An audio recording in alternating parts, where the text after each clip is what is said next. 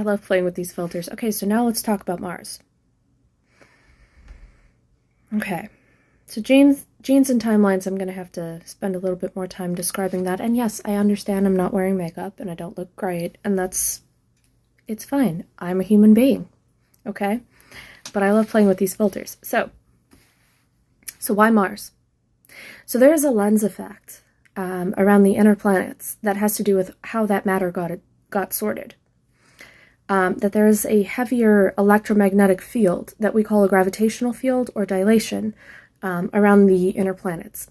Because essentially a black hole and a sun are the same thing. But that is not common, well, it's common knowledge, but it's not acceptable yet. Anyway, so Mars is the furthest out you can get before you hit the asteroid belt. So essentially what the asteroid belt is the echo of a planet, and then matter distributed essentially in the antithesis of that gravitational field. So there's essentially a gap where a planetary body used to be, a little bit of matter. On the opposite side from that planet, a lot of matter, and then a little bit more as you get closer. This was called by the Mesopotamians the hammered bracelet because it is the shape of a cuff bracelet.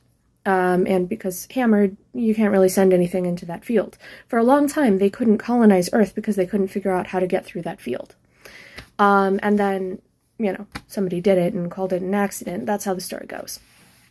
Again, all of this is mythology. We should not govern our world based on this myth. So, okay, this is going to be multiple parts, I guess. Shoot. Okay. So Mars is the furthest out you can get on an actual planet before you get into, like, protoplanets and the asteroid belt and things. There's a few sizable chunks out there, but nothing that you would want to be able to build something stable on.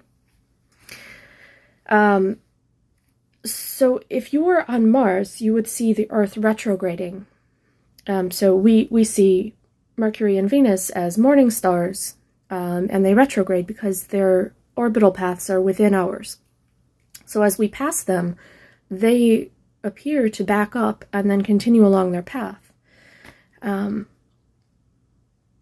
that's an illusion. But I do stand by the epicyclic model from a few centuries ago. It was the most accurate model we have.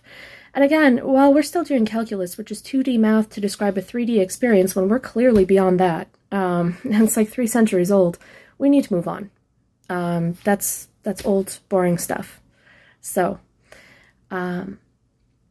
I'm going to keep going. This is going to be a few videos.